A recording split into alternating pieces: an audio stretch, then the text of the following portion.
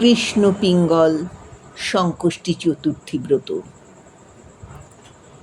Hindu calendar অনুসারে প্রতি মাসের কৃষ্ণপক্ষের চতুর্থী তিথিতে পালন করা হয় সংকষ্টি চতুর্থী বা সংকট হর চতুর্থী ব্রত। সংকষ্টি চতুর্থীর দিন ভগবান গণেশের পুজো করা হয়। কৃষ্ণপক্ষের চতুর্থী তিথি ভগবান গণেশের উদ্দেশ্যে উৎসর্গীকৃত। দেবাদিদেব মহাদেব এবং মাতা পার্বতী দেবীর পুত্র গণেশকে সমস্ত বাধা, বিপত্তি ও বিঘ্ন নাশকারী দেবতা হিসেবে শ্রদ্ধা ও পুজো অর্পণ করা হয়। তাই সংকষ্টি চতুর্থী তিথিতে ভগবান গণেশের উপাসনা করা হয়। বছরের 12টি কৃষ্ণপক্ষের চতুর্থীর দিন ভগবান গণেশকে ভিন্ন ভিন্ন নামে ও পীঠে পুজো করা হয়। জ্যৈষ্ঠ মাসে ভগবান গণপতির নাম হল কৃষ্ণ পিঙ্গল মহাগণপতি এবং পীঠ হল শ্রী সংকষ্টি গণপতি পীঠ। 1432 সালের 30শে জ্যৈষ্ঠ বা 2025 সালের 14ই জুন কৃষ্ণপক্ষের চতুর্থী হল কৃষ্ণ পিঙ্গল সংকট হর চতুর্থী। এই দিন ভগবান গণেশের কৃষ্ণ পিঙ্গল মহাগণপতি রূপের পুজো করা হয়। পঞ্চাঙ্গ অনুসারে কৃষ্ণ পিঙ্গল সংকষ্টি চতুর্থী শুরু হবে 14ই জুন দুপুর 3:46 এবং শেষ হবে 15ই জুন দুপুর 3:51। সংকষ্টি চতুর্থী ব্রত পালিত হবে 14ই জুন। নিষ্ঠা ভরে সংকষ্টি চতুর্থী ব্রত পালন করলে সমস্ত বাধা বিপত্তি দূর হয়, সমস্ত কষ্ট থেকে মুক্তি লাভ করা যায়, মনস্কামনা পূর্ণ হয়, সুখ সমৃদ্ধির পথ প্রশস্ত হয়, কর্মে সাফল্য আসে, মানসিক শান্তি লাভ হয়।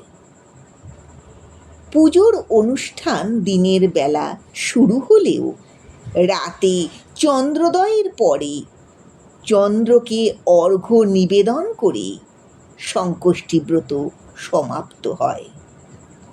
ভগবান গণেশকে দূর্বা, লাল ফুল, মোদক, তিলের নাড়ু, চন্দন, ধূপ, দীপ, মালা নিবেদন করা হয়। ব্রতকথা। পুরাকালে এক দরিদ্র ব্রাহ্মণ পরিবার খুব কষ্টের মধ্যে নানা সমস্যায় জর্জরিত হয়ে দিন কাটাচ্ছিল। তাদের এক পুত্র ছিল। লেখাপড়া শেখার প্রতি তার খুব আগ্রহ ছিল, কিন্তু গরিব হওয়ার জন্যে লেখাপড়া শেখার কোনো সামগ্রী তার পিতামাতা তাকে দিতে পারছিল না। সেই সময় কৃষ্ণ পিঙ্গল সংকষ্টি চতুর্থী তিথিতে সেই ব্রাহ্মণ পরিবার খুব নিষ্ঠা ভরে মহাগণপতির উপাসনা করেছিলেন। তারপর ভগবান গণেশের দয়ায় তাদের দারিদ্র্য দূর হয়েছিল। ব্রাহ্মণ পুত্র তার পড়াশোনা সমাপ্ত করে মহাজ্ঞানী হয়ে উঠেছিল।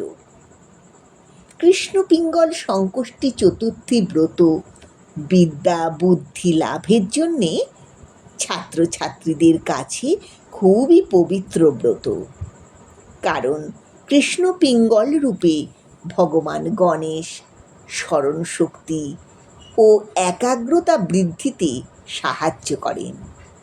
দম্পতিরা এই ব্রত পালন করলে সন্তান সুখ লাভের সম্ভাবনা বৃদ্ধি পায়। কথিত আছে, সুনীতি নামে এক মহিলা খুবই দুঃখী ছিলেন।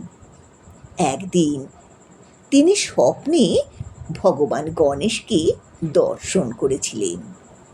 এরপর তিনি সংকষ্টি চতুর্থী ব্রত পালন করেছিলেন এবং সমস্ত দুঃখ থেকে মুক্তি পেয়েছিলেন। তার জীবন সুখের হয়েছিল।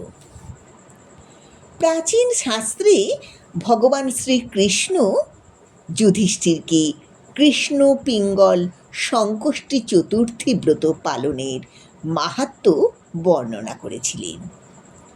পুরাকালে মহিজিৎ নামে এক দানশীল, ধার্মিক এবং প্রজাবৎসল রাজা ছিলেন।